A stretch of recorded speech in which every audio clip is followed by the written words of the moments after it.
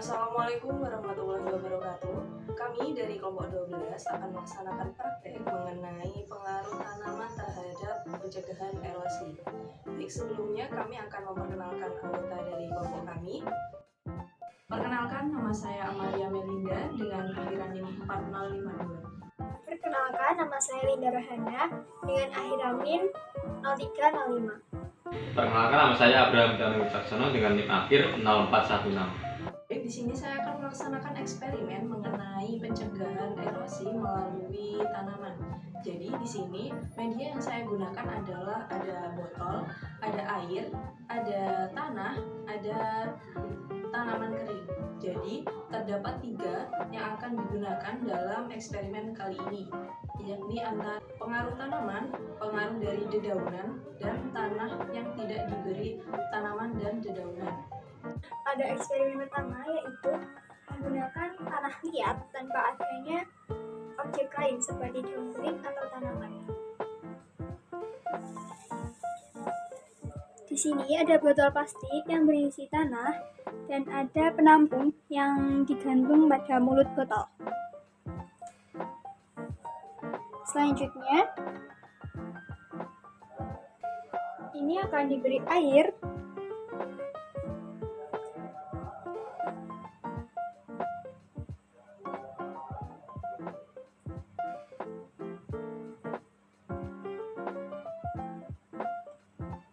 dan kita lihat air pada botol penampung.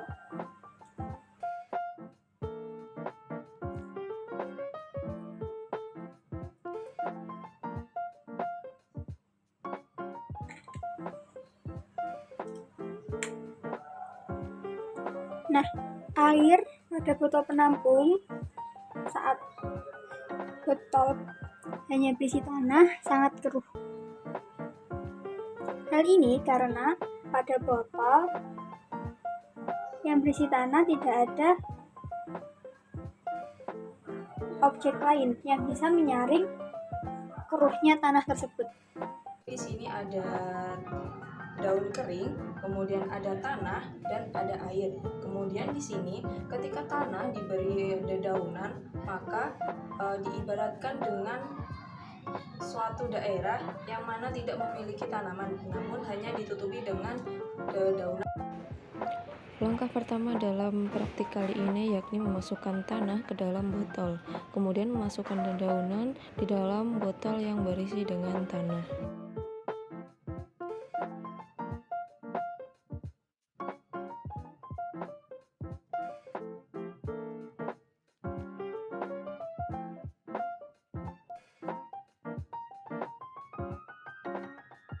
Langkah selanjutnya yaitu melaksanakan simulasi hujan. Hal ini dapat dilaksanakan dengan menuangkan air terhadap botol yang berisi tanah dan dedaunan. Tanah yang di atasnya terdiri dari dedaunan kering, maka air yang dihasilkan adalah jauh lebih bening dibandingkan air yang berisi dengan tanah saja. Di sini pertemuan ketiga mengenai erosi, kita menuangkan air kepada ini ada tanah beserta dengan tanamannya. Dan kita akan lihat pada air tersebut apakah air tersebut mengalir dan berwarna keruh atau tidak. Ini kita akan menuangkan air sedikit demi sedikit. Kita tuangkan dan ya cukup sini sama sini saja. Dan ini perubahan airnya sama seperti sebelum kita menuangkan tersebut, yaitu berwarna bening.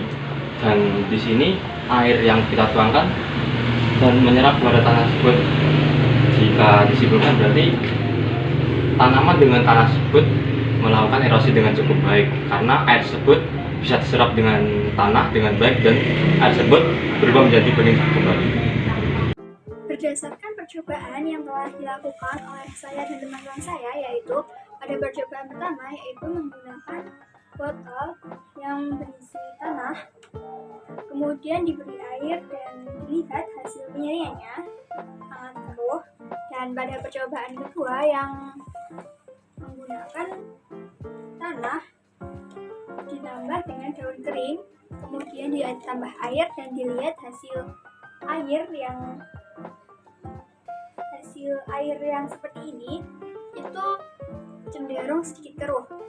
Namun pada percobaan ketiga yang dilakukan oleh teman saya juga, air pada botol yang berisi tanah dan tanaman, air yang dihasilkan pada botol penampung adalah lebih cenderung bersih.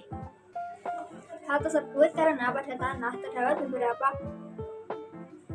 tumbuhan atau benda lain atau objek lain yang bisa menyaring keruhnya tanah tersebut untuk ada pada penampung seperti ini.